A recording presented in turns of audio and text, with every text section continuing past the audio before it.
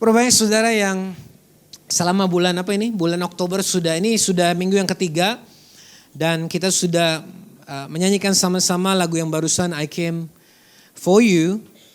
Dan tadi saudara saya sampaikan di awal bait pertama dikatakan it will take just one moment. Cuman satu momen singkat kadang-kadang and it's just one touch from God. Saudara, kita menemukan bagaimana dalam firman Tuhan kita kembali lagi melihat berkali-kali bahwa seseorang yang berjumpa dengan Tuhan, apalagi bersentuhan dengan Tuhan, hidupnya diubahkan. Mereka yang disentuh Tuhan, mereka yang bersentuhan dengan Tuhan, mereka disembuhkan, mereka dilepaskan, bahkan mereka dibangkitkan. Saudara, saya percaya ini bukan sekedar sebuah ibadah di mana kita hadir, duduk, diam, dan pulang, tapi saudara, ini jadi satu momen di mana kita percaya God's presence, kehadiran Tuhan ada di tempat ini. Kita semua bisa mengalami perjumpaan secara pribadi dengan Dia. Dan kalau kita ketemu Tuhan hari ini, kita pulang pasti gak akan sama. Saya gak tahu saudara datang dengan pergumulan seperti apa, saudara datang dengan pemikiran apa, saudara datang dengan kegundahan apa, saudara mungkin datang dengan berbagai macam hal.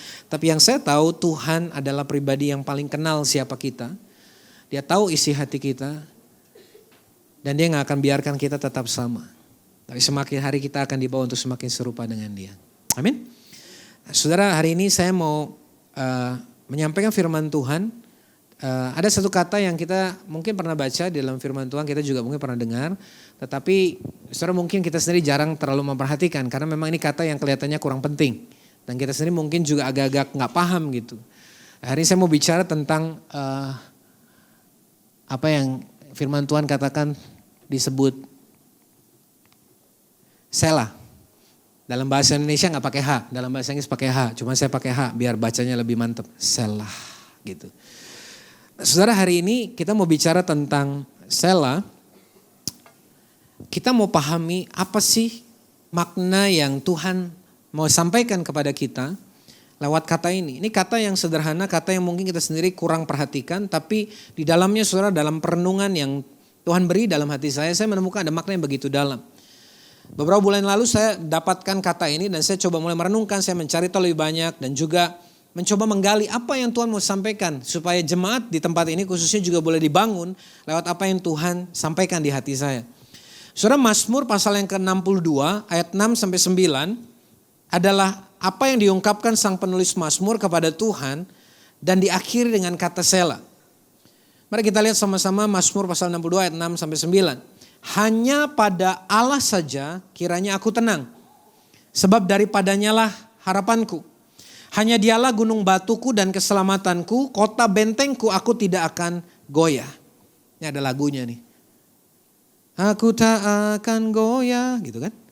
Pada Allah ada keselamatanku dan kemuliaanku, gunung batu kekuatanku, tempat perlindunganku, ialah Allah. Percayalah kepadanya setiap waktu, hai umat, curahkanlah isi hatimu di hadapannya. Allah ialah tempat perlindungan kita, Selah. Nah saudara, menarik sekali ketika kita membaca ayat ini adalah pernyataan yang luar biasa dari penulis Mazmur yang mengatakan bahwa hanya pada Allah saja kiraku tenang, daripadanya harapanku, Dia gunung batu, keselamatanku, kota bentengku. Ini banyak sekali hal-hal yang diungkapkan, pujian, pengagungan, kemuliaan kepada Tuhan. Tapi kemudian ayat ini diakhiri dengan kata Selah. Saudara, kata Selah yang pertama ini bicara tentang, kalau saudara yang gak bisa lihat khusus dari sana, saudara lihat ke screen aja ya. Ini yang disebut dengan moment of reflection. Tempat di mana kita bisa melakukan refleksi. Ini bukan refleksi yang di nano maksud saya.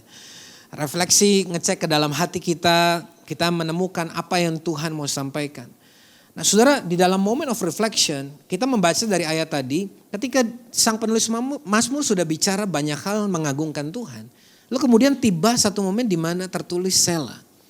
Saudara, Selah di sini adalah seperti tombol kalau di dalam DVD player, kalau masih punya DVD player. Atau di dalam Spotify atau iTunes kita ada tulisan tanda sama dengan yang dibalik yang namanya pause. Ketika pause ditekan saudara, itu adalah momen di mana kita melihat bahwa segala sesuatu yang tadinya bergerak atau dimainkan menjadi diam. Saudara, di dalam momen Sela, kenapa dituliskan ya tadi? Ini adalah momen ketika sang penulis Mazmur berhenti berkata-kata dan kemudian mengambil posisi diam. Nah, saudara tahu berdiam itu artinya diam. Artinya ya diam gitu. Gak ada sesuatu apapun. Tidak ada pergerakan, tidak ada kata-kata. Dan di momen ini saudara, yang mulai berbicara adalah hati kita. Berarti saudara ketika saudara berdoa, ketika saudara menyembah seperti tadi, ada momen diam. Di mana saudara berhenti bicara. Tapi hatimu saudara-saudara tahu persis apa yang sedang saudara rasakan. Saudara sedang berbicara kepada Tuhan secara personal. Dan disitulah momen di mana kita menemukan dalam diam kita justru kita bisa bersyukur. Bersyukur saudara sedang berkata begini, bahwa Allah itu baik. Saudara kita tahu Allah itu baik. Tapi berapa banyak dalam hidup kita ngalamin, kita benar-benar bisa berkata bahwa Allah itu baik. Saudara di dalam semua pergumulan, semua tantangan, semua kehidupan kita, seringkali kita tuh butuh satu momen untuk kita diam. Dan kemudian mulai mengingat hal-hal yang Tuhan sudah kerjakan dalam hidup kita, hal-hal yang Tuhan beri. Dan ketika kita mengingat itu, kita gak bisa pungkiri untuk mengatakan bahwa Allah itu baik. Tuhan bawa saya sampai hari ini, semua mujizat, semua pengalaman saya bersama Tuhan, saya gak bisa pungkiri. Apapun yang orang mau katakan, apapun yang saya alami hari ini, saya bisa berkata dengan iman, Allah itu baik. Dan saudara, ketika hatimu mengucap syukur kepada Tuhan, disitulah saudara dan saya, kita bisa benar-benar berserah kepada Tuhan. Karena hanya orang yang bersyukur yang bisa berserah. Saudara gak bisa ngegrundel terus berserah. Itu namanya terpaksa berserah. Tapi waktu kita bersyukur kepada Tuhan, Tuhan terima kasih. Apa yang Tuhan sudah kerjakan dalam hidup saya sampai hari ini, Engkau sungguh baik. Oleh karena itu aku percaya kepada Tuhan bahwa apapun yang ada di depanku, aku tahu Tuhan menyertai aku. Dan aku menyerahkan hidupku, aku berserah kepada Tuhan. Karena aku tahu Tuhan itu besar. Saudara kita sering dengar kalimat, jangan bilang sama Tuhan, Tuhan masalah saya besar gitu. Tapi kita sering diingatkan, hadapi masalah dan katakan, aku punya Allah yang besar. Saudara ini gambaran tentang begini, bahwa waktu saya diam dan saya berhenti ngomong, saya mulai merenungkan apa yang Tuhan kerjakan dalam hidup saya. Sehingga hati saya gak bisa memungkiri bahwa segala sesuatu yang Tuhan kerjakan itu hal yang baik. Dan saya layak untuk bersyukur untuk itu dan dia layak terima ucapan syukur saya. Dan dalam momen itu saya bisa berserah kepada Tuhan dan berkata, Tuhan apapun yang terjadi, tantangan apapun yang sedang saya hadapi, Tuhan lebih besar daripada itu semua. Tuhan memegang kendali penuh. Dan di sini saudara terjadi sebuah peralihan atau sebuah shifting dari kesadaran yang lebih banyak, aduh saya terbatas, saya berdosa, saya lemah, tantangan terlalu besar, saya gak tahu apa yang harus saya lakukan. Saudara bergeser dari self-conscious, kesadaran akan apa yang saya punya, kesadaran akan apa yang saya bisa, kesadaran akan apa yang saya tahu, apa yang selama ini saya sudah lakukan, saya dan saya bergeser saudara kepada God's conscious. Karena kita mulai menyadari bahwa semua ini tidak dalam kontrol saya, tapi sepenuhnya dalam kontrol Tuhan. Bahwa pernikahan saya ada dalam kontrol Tuhan. Bahwa keluarga saya ada dalam kendali Tuhan. Bahwa keuangan saya sepenuhnya dalam kendali Tuhan. Oleh karena itu saya berserah dan percaya Tuhan tahu yang terbaik. Dan saya tahu dia sudah melakukan segala sesuatunya sampai hari ini. Tidak ada sesuatu pun yang jahat di dalam hidup saya. Dan saudara dalam momen diam, post momen itu kita bisa merefleksikan kebaikan Tuhan dan kebesaran Tuhan. Sehingga kita bukan lagi bicara tentang saya, tapi saya mulai bicara tentang Tuhan baik, Tuhan luar biasa. Dan tanpa sadar ketika saya banyak merenungkan tentang kebaikan dan kebesaran Tuhan, apapun masalah yang saya hadapi, saya punya kekuatan dan saya punya keyakinan bahwa saya bisa melewatinya. Saudara, momen ini perlu disengaja untuk dibuat. Bukan karena kebetulan lagi gak ada kerjaan, ya udahlah saya diam gitu. Atau sebaliknya, karena saya udah gak bisa apa lagi, makanya ya sudahlah, saya terpaksa berdiam. Surah Galatia 2 ayat 20 berkata bahwa bukan hidup yang kuhidupi sekarang dalam daging, bukan aku lagi. Tapi Kristus yang hidup di dalam aku. Anak Allah yang memberikan nyawanya mati bagi aku. Saudara, terjadi sebuah shift waktu justru kita mengambil keputusan untuk berdiam. Dan berhenti melakukan apapun yang selama ini kita lakukan. Dan mengatakan apapun yang kita katakan selama ini. Yang kedua, saudara, bicara tentang sela. Ini saya temukan adalah bicara tentang berhenti. Tapi gak hanya berhenti. Tapi kemudian kita belajar untuk menyendengkan telinga kita dan mencoba mendengarkan apa yang Tuhan mau katakan kepada kita. Mazmur 4 ayat yang kelima dikatakan begini, biarlah kamu marah. Ternyata marah itu boleh. Biarlah kamu marah artinya gini, ya udah kalau marah-marah gitu ya. Saya cukup lega karena ternyata waktu saya marah itu normal dan natural. Ternyata itu bukan dosa. Tapi katanya jangan berbuat dosa. Maksudnya apa? Marah boleh tapi jangan dikuasai oleh kemarahan. Karena marah itu ekspresi. Tapi kalau kita dikuasai oleh kemarahan maka kita cuma punya marah dalam hati kita. Dan gak mungkin ada kasih di sana. Berkata-katalah dalam hatimu di tempat tidurmu. Tetapi tetaplah diam. Sela. Nah ini momen kita tuh stop. Kita gak lagi melakukan apapun, apalagi ini ditaruhnya di tempat tidur kan. Di tempat tidur kita biasanya gak ada aktivitas kan. Berkata-katalah dalam hatimu di tempat tidurmu, tapi tetaplah diam. Stop. Sela. Tapi ayat ini gak berhenti di sana. Karena di ayat yang ke-6 dikatakan ini. Persembahkanlah korban yang benar. Dan percayalah kepada Tuhan. Saudara dan saya, kita gak bisa mempersembahkan korban yang benar kalau hidup kita dikuasai oleh kemarahan. Makanya Tuhan bilang gini, stop dulu dari kemarahanmu. Stop marahnya, jangan berbuat dosa, diam. Ambil momen untuk kita mendengar apa yang Tuhan mau. Dan di situ kita menemukan bahwa Tuhan mulai berkata-kata, persembahkan korban yang benar dan percaya kepada Tuhan. Saudara tahu orang yang marah, itu adalah orang yang marah-marah khususnya, bukan marah sekali dikuasai oleh kemarahan. Itulah orang yang gak percaya sama Tuhan. Karena Tuhan bilang gini, pembalasan itu hakku. Orang marah itu cuma punya satu keinginan, membalas. Tapi firman Tuhan katakan pembalasan itu hakku kata Tuhan. Berarti kalau kita mau marah terus, berarti kita mau balas terus, artinya kita gak percaya sama Tuhan. Makanya firman Tuhan berkata, persembahkan korban yang benar dan percaya kepada Tuhan.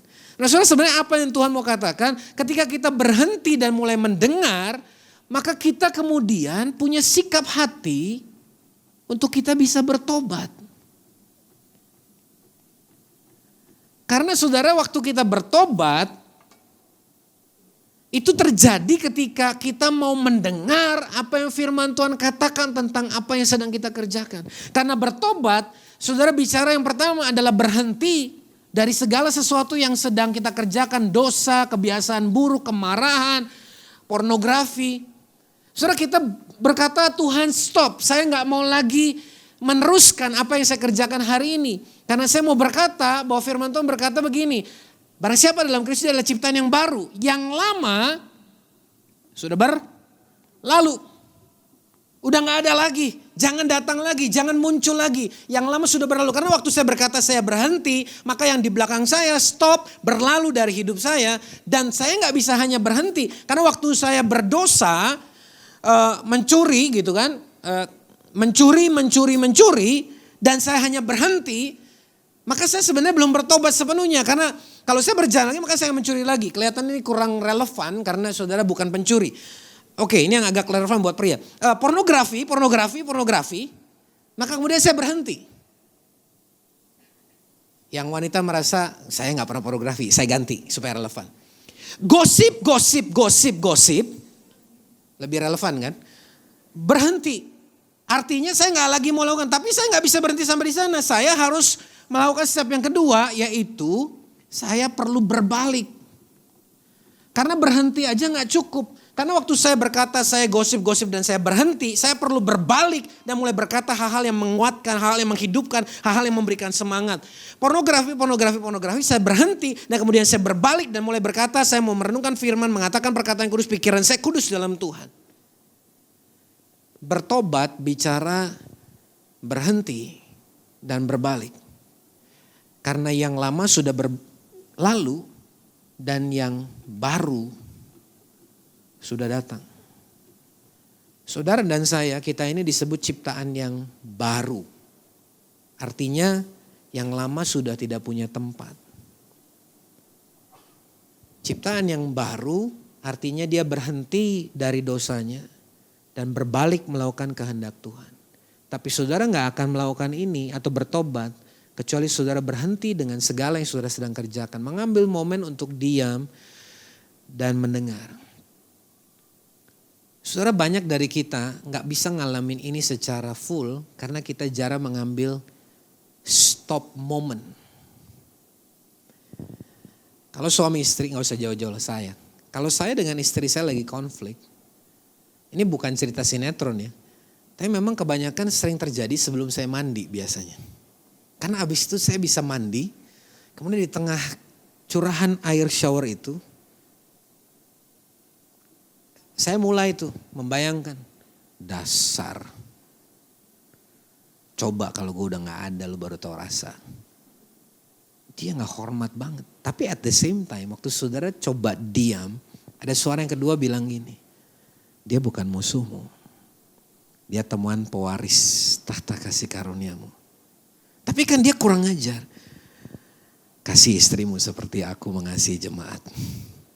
Gak bisa dong. Dia mesti diajarin. Kasih itu lemah lembut. Jadi ini agak-agak bingung gitu. Yang mana gitu kan. Di tengah-tengah air yang terus mengalir gitu kan. Nah, saya punya pilihan. Untuk stop berhenti. Kemudian keluar dari keluar dari kamar mandi. Kok mandi keluar dari rumah ya, salah. Mandi, keluar dari kamar mandi. Apa keputusan saya? Karena di kamar mandi itu saya mendengar firman Tuhan itu. Saya gak lagi berbicara. Dan ada suara yang lain yang saya dengar. Tapi saya memilih untuk mendengar suara Tuhan. Sehingga ketika keluar saya bisa berkata gini. Saya minta maaf buat apa yang saya lakukan. Pertanyaannya kalau konflik itu siapa yang salah? Dua-duanya. Tapi intinya bukan siapa yang benar siapa yang salah. Karena kita ada di pihak yang sama. Tapi siapa yang memilih untuk mengambil keputusan mendengar firman Tuhan, berhenti marah, berbalik mengasihi dan berkata, saya minta maaf buat apa yang saya lakukan. Maka saudara, disitulah terjadi sebuah shifting. Saya gak lagi marah, sela, dan saya mempersembahkan korban kepada Tuhan.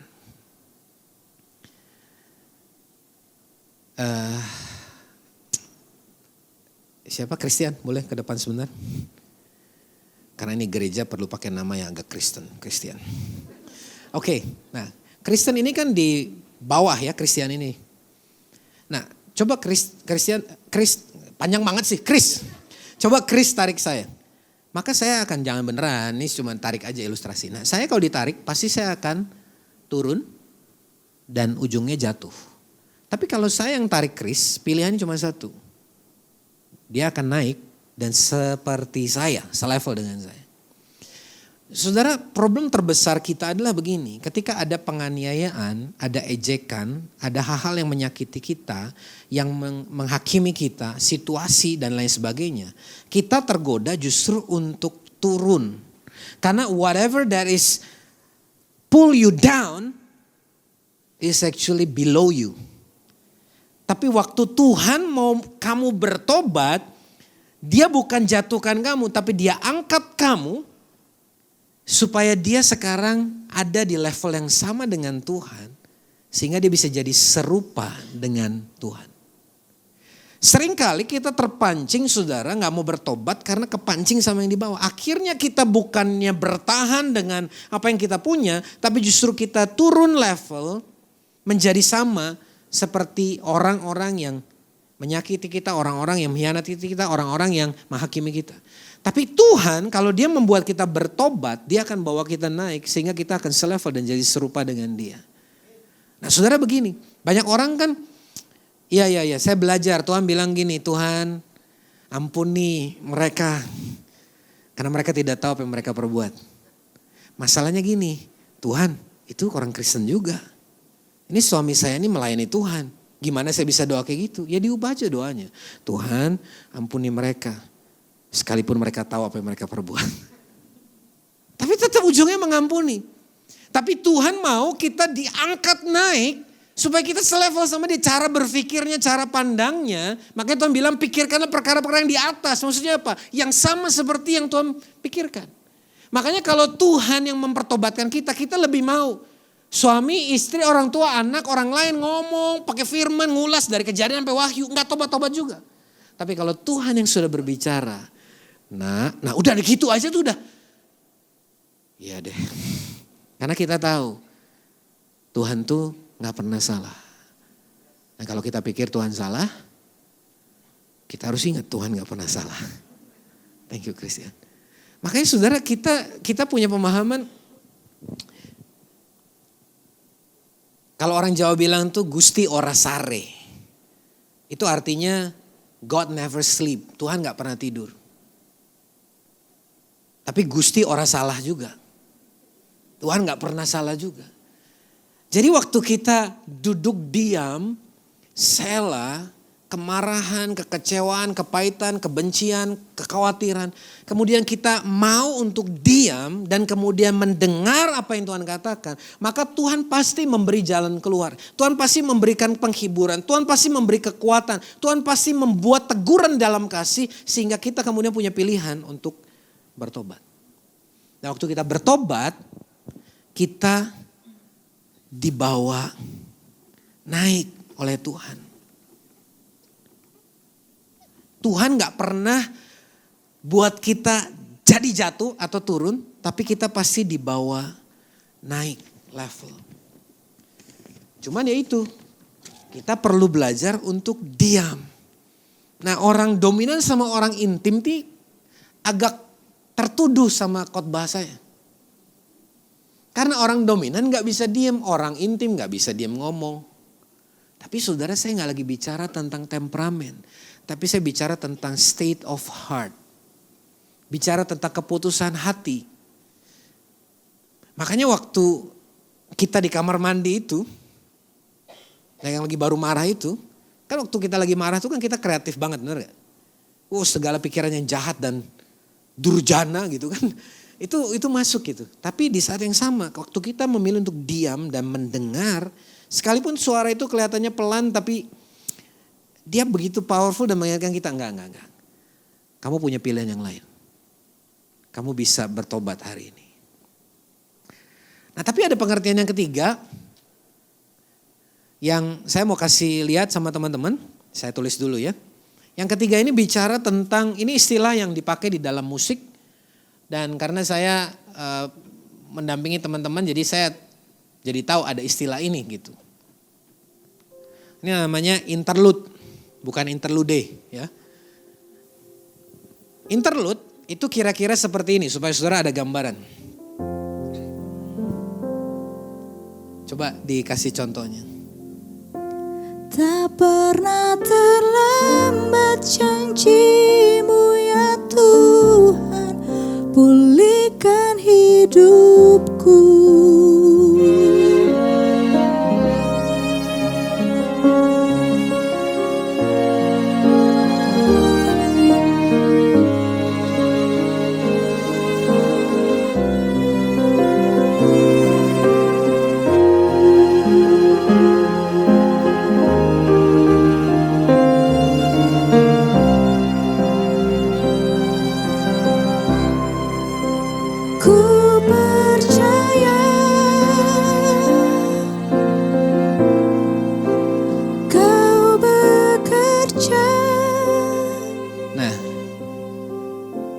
Semua memperhatikan tadi ada dua bagian. Waktu Renita tadi nyanyi yang pertama, ini lagu yang saudara tahu kan? Kuasamu terlebih besar. Nah tadi ada bagian terakhir. Pulihkan hidupku. Nah lalu Yusak dan Morin memainkan satu melodi. Nah waktu melodi itu dimainkan itu namanya interlude. Lalu kemudian setelah interlude-nya selesai, Renita masuk ke bridge. Ku percaya gitu. Nah interlude itu ternyata definisi sederhananya begini. Satu melodi yang dimainkan dalam sebuah momen di antara dua bagian atau dua nuansa yang berbeda dari satu bagian lagu. Dan ketika interlude dimainkan, vokalis berhenti bersuara, tidak ada vokal sama sekali, tapi melodi tetap mengalun dan tetap dimainkan. Dan ketika melodinya selesai, interlude-nya itu kemudian masuk ke babak berikutnya, sesuatu yang berbeda. Nah jadi saudara dalam momen ini saya menemukan begini bahwa Selah dalam pengertian interlude kalau diterjemahkan secara spiritual dalam hidup kita begini. Bahwa ada masa-masa dalam hidup kita tuh perlu ngalamin moment of interlude, kita diam, vokal kita gak lagi ngomong. Kalau selama ini kita minta terus kita diam, tutup mulut kita. Kalau selama ini kita ngoceh terus kita tutup mulut kita dan diam. Dan mengizinkan melodi Tuhan terus berjalan karena kita tahu Gusti ora sare. Tuhan gak pernah tidur, Tuhan tidak pernah berhenti, dia terus bekerja.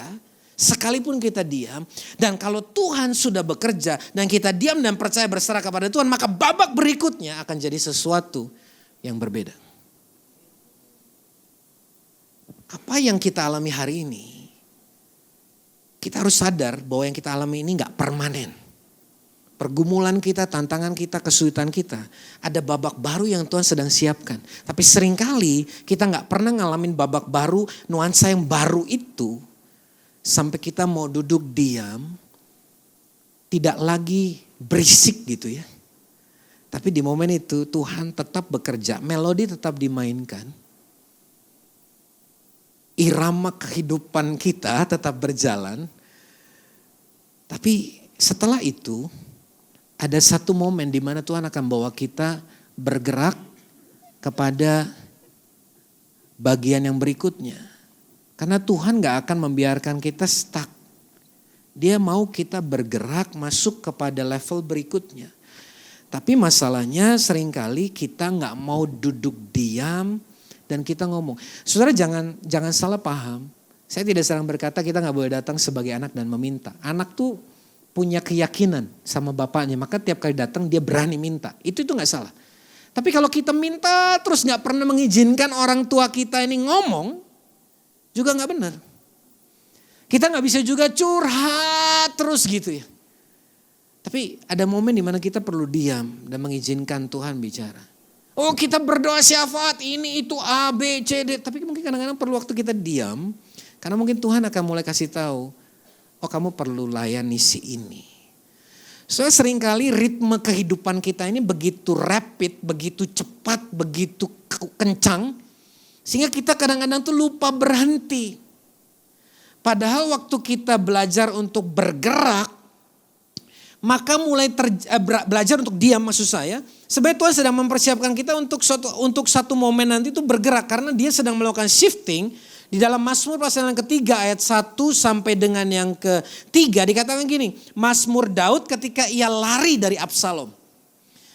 Anaknya. Saudara berapa banyak yang tahu bahwa kenapa Daud lari dari Absalom? Karena mau dikejar sama Absalom untuk dibunuh. Saudara mari bayangkan perasaan Daud ketika ayat ini sedang dikatakan. Mazmur Daud ketika ia lari dari Absalom anaknya. Lari dari anaknya saja itu sudah tidak menyenangkan. Ini anaknya mau bunuh dia. Kalau orang lain yang lari-lari ngejar kita untuk mau bunuh kita. Itu sudah menakutkan. Tapi kalau itu anak sendiri. Maka bukan hanya kita takut, bukan hanya kita marah, kita sedih, kita kecewa, kita campur gado-gado. Karena ini perasaan yang campur aduk. Makanya dia berkata gini, ya Tuhan. Kan gak mungkin kan Daud ngomongnya ya Tuhan betapa banyaknya lawanku. Banyak orang yang bangkit menyerang aku, kan gak gitu.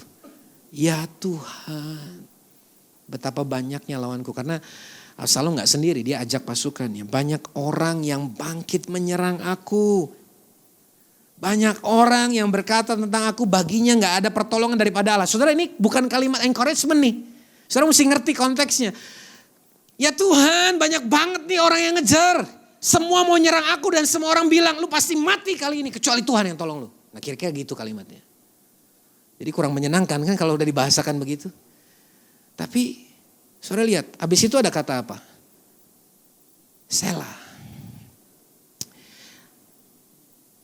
Ini momen di mana dia diam tuh. Lalu ayat berikutnya apa? Tetapi engkau Tuhan adalah perisai yang melindungi aku. Engkaulah kemuliaanku dan yang mengangkat kepalaku. Saudara lihat, ada shifting. Dengan nyaring aku berseru kepada Tuhan dan Ia menjawab aku dari gunungnya yang kudus. Saudara, di bagian yang pertama, Daud sedang berkata gini, Tuhan, aku marah, aku takut, aku khawatir, aku sedih, aku frustasi, aku desperate. Tapi ketika dia diam, kemudian dia mendengar apa yang Tuhan katakan, terjadi sebuah shifting dan dia mulai mau berubah. Saudara tahu apa ciri orang yang berubah?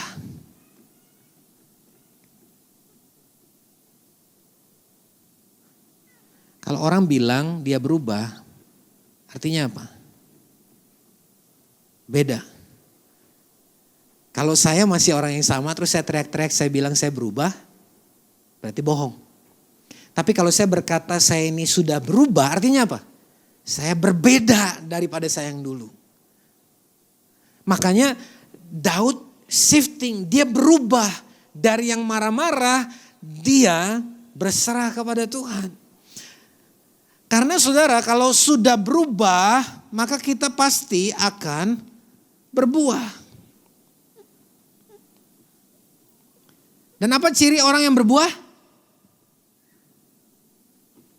Ya ada buahnya, kok susah banget. Ciri orang yang berbuah ya ada buahnya. Saya gak bisa bilang saya berbuah kalau orang gak bisa lihat buah saya. Nah shifting yang di interlude ini memberi gambaran gini, bahwa ketika saya diam, kelihatannya mungkin saya dianiaya, kelihatannya mungkin keadaan gak berubah, tapi Tuhan sedang bekerja. Dan kami tahu dan kami yakin sekarang bahwa Allah turut bekerja dalam segala sesuatu untuk mendatangkan kebaikan bagi orang-orang yang mengasihi Dia, itu yang terpanggil menurut rencananya. Sehingga setelah babak ini selesai, Tuhan akan terus membawa saya bergerak, saya akan jadi orang yang berbeda dan saya pasti menghasilkan buah. Karena saya tahu Tuhan bekerja dalam hidup saya. Dan kesemua hal ini sulit untuk kita bisa alami kalau kita gak pernah mengambil waktu untuk selah. Sekali lagi bukan karena kita gak ada kerjaan, ya udahlah gue lagi nganggur nih, selah yuk gitu. Bukan. Tapi kita juga bukan selah dalam konteks karena terpaksa. Saya gak tahu lagi harus ngapain, saya udah gak tahu lagi, saya udah frustasi, udahlah selah aja. Bukan gitu juga. Karena yang pertama itu artinya gak ada maknanya, yang kedua artinya terpaksa. Tapi saudara, selah ini jadi satu momen yang kita perlu miliki dalam kehidupan kita dan perlu lebih sering kita kerjakan. Bukan berarti nih, lagi meeting presentasi sama klien, tunggu sebentar saya mau selah dulu. Enggak gitu. Atau apa? Tapi gini loh, selah itu jadi kayak sebuah momen di mana kita mengambil waktu. Dalam bahasa gereja tuh kadang-kadang kita suka mendengar kata retreat kan. Sebenarnya retreat itu arti aslinya retreat. Bukan retreat sebenarnya harus dibacanya. Karena retreat itu bicara mundur selangkah untuk mengambil waktu berpikir, merenung, mencari tahu apa yang harus saya kerjakan untuk saya melangkah lagi. Nah itulah selah gitu. Selah itu bukan kita diam kayak nggak ngapa-ngapain. Kayaknya kita benar-benar jadi orang yang menyerah, bukan. Tapi selah itu benar-benar kita berhenti sejenak. Nah kemudian kita sadar bahwa Allah kita itu baik. Allah itu besar. Apapun tantangan yang saya alami hari ini, Tuhan sudah membawa saya sampai hari ini. Dan itu membuktikan kebaikan yang gak pernah selesai dalam hidup saya. Dan saya tahu apapun masalah yang saya hadapi, sama seperti Dia membawa saya keluar dari masalah yang dulu, Tuhan akan bawa saya untuk melewati masa yang ke depan karena Dia besar. Saya shifting dari pengertian, pemahaman, pengenalan tentang saya dan saya, tapi kepada Tuhan. Dan itu dimulai ketika saya berdiam. Tapi saya bukan hanya berdiam, saya mulai mencoba mendengar apa yang Tuhan mau sampaikan kepada saya. Waktu Tuhan mendengar, saya mengambil respon untuk bertobat. Saya berhenti dari apa yang saya lakukan selama ini. Saya berhenti dari dosa saya berhenti dari apa yang saya pikir cara yang terbaik. Dan saya berbalik dari jalan saya dan melakukan apa yang Tuhan mau. Karena saya tahu kalau Tuhan menegur saya, dia cuma punya satu tujuan. Untuk membawa saya naik level, menjadi serupa seperti dia membawa saya naik. Dan kita tahu bahwa itu gak berhenti sampai di sana. Tapi Tuhan mau kita akan terus bergerak. Dimulai dari perubahan supaya kita jadi orang yang berbeda. Sehingga kita akhirnya menjadi pribadi-pribadi yang berbuah bagi kemuliaan Tuhan. Karena kita tahu sekarang bahwa Allah turut bekerja dalam segala sesuatu untuk mendatangkan kebaikan bagi orang-orang yang mengasihi Dia, yaitu yang terpanggil menurut rencananya. Saudara, yang jadi tantangan kita hari ini, kadang-kadang bukannya untuk bergerak lebih cepat, bergerak lebih jauh. Tapi tantangan kita sebagai orang percaya hari ini adalah ketika kita diminta untuk diam, mendengar Tuhan, dan berserah dan percaya. Itu yang lebih sulit. Karena untuk diam saja itu butuh iman. Saya ulang sekali lagi nih. Karena untuk berdiam dan berserah kepada Tuhan itu butuh iman. Karena itu artinya kita sedang berkata, saya percaya Tuhan bekerja. Melodinya tetap dimainkan. Tuhan gak berhenti. Tapi saya mulai berkata, saya gak mau lagi pakai kekuatan saya, pakai kehebatan saya dan semua yang saya bisa. Dan firman tidak saya pakai untuk jadi senjata untuk menyerang orang. Tapi di sini saya berkata, saya berserah kepada Tuhan. Saya mau melakukan apa yang Tuhan mau. Dan saya tahu Tuhan akan bawa saya masuk ke musim yang berikutnya.